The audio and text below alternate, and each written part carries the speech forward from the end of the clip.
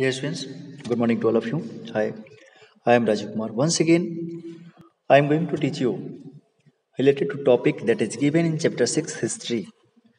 आज हम बात करेंगे काबुल के बारे में। जैसा कि मैंने पहले वीडियो में एक्सप्लेन किया, a network of small towns, taxes on markets, and as for that traders began small. After that, a closer look of Hampi. अभी हम जानेंगे जब बात होती है ट्रेडर्स बिग एंड स्मॉल का, व्यापारी बड़े और छोटे, तो किस स्तर पे जो व्यापार करते थे।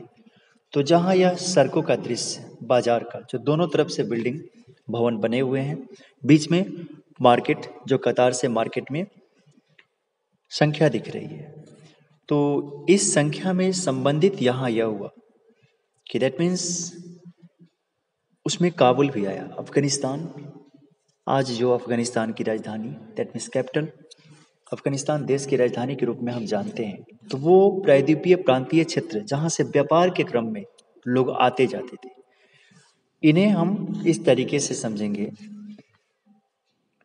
With it rugged mountains landscape Kabul in present day Afghanistan, जो आज अफगानिस्तान की राजधानी है, तो इसे हम जानते हैं पहाड़ी और विषम भूदृश्य के साथ, मतलब पहाड़ी एंड विषम भूदृश्य के साथ वह इलाका, इस रूप में यह फेमस है और इसे जानते हैं। Become a politically and commercially important from the 16th century onwards.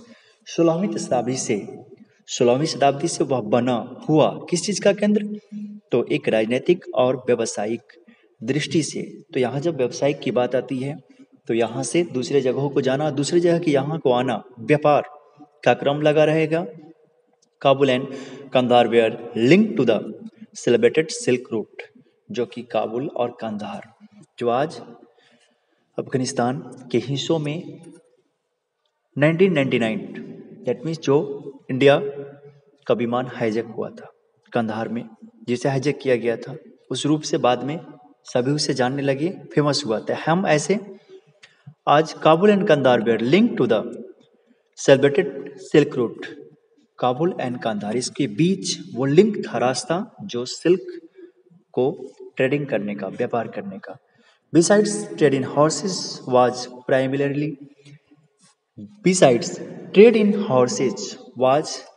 Primarily carried on through this route. मतलब यहाँ जहाँ तक इसके बगल में, इसके साथ साथ घोड़े का व्यापार वो फेमस था उस टाइम में, जो व्यापार किया जाता था, उसकी भी खरीद बिक्री इसी रूट से। इन द 17th सेंचुरी, जहाँ तक 17वीं शताब्दी की बात है, तो इसमें एक व्यापारी जॉन बैप्टिस्टे टैवर्नियर, जो नाम है यहाँ दिया हुआ, तो इन्होंने अ डायमंड मर्चेंट, ये एक हीरे के सौदागर थे, व्यापारी थे। एस्टिमेटेड दैट द हॉर्स, उन्होंने एक अनुमान किया, that the horse trade at Kabul amounted to Rs 30,000 annually. That means उनके अनुमान के अनुसार, उस समय बताए गए आकलन के अनुसार, उस टाइम में सालाना 30,000 रुपए, दैट मीन्स 30,000 तक का व्यापार, एनुअल ट्रेडिंग, हॉर्स ट्रेडिंग, मतलब जो एक्सपेंस होता था वो घोड़े पे। आज के टाइम में वो संख्या, आज के टाइम में हम अरबों खरब से भी कभी अधिक आगे तक पहुंचती है आज के टाइम में। तो उस समय के लिए वो 30,000 बहुत बड़ा अमाउंट था, जो उतना का ट्रेडिंग होता था, which was a huge sum in those day. उन समय में वह बहुत ही बड़ा अमाउंट था, बहुत बड़ी राशि थी। Camels carried dried fruits, dates, carpets, जो ऊंट थे वे ढोते थे, मतलब उन रास्तों से व्यापार के माध्यम में जो मेवा, सूखे फल जिसको हम बोलते हैं, डेट्स खजूर, कारपेट्स चादर, सिल्क रेसे, एंड इवन फ्रेश फ्रूट्स और ताजा फल, इन सबों का व्यापार उन क्षेत्रों में होता था।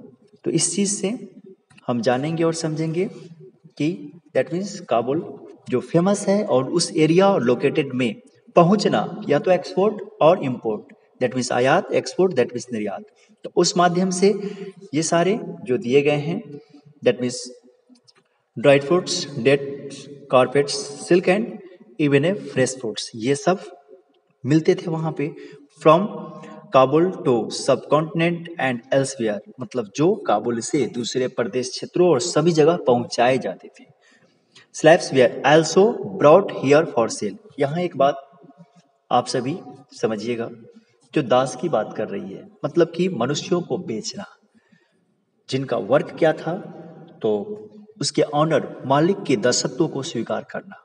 दैट मीन्स मालिक के अंडर उसके सारे कामों को अगर कुछ भी कर रहा है उसे समझना, सुनना, एक दास बन के, दैट मीन्स दास प्रथा के अनुसार एक दास बनकर रहना। Slaves were also brought here for sale, दास को भी लाए जाते थे यहाँ बेचने के लिए, क्योंकि वो रॉयल टाइम था, दैट मीन्स मोनार्की सिस्टम, राजतंत्र की व्यवस्था में वह प्रथा जोरों पे थी। जैसे आपने प्राचीन कहानियों में सुना है राजा हरिश्चंद्र के बारे में, उन्हें भी जब वो बिक गए थे तो उन्हें भी दास बनाकर बेचा गया था। तो इस तरीके से उसको हम समझते हैं और जानते हैं।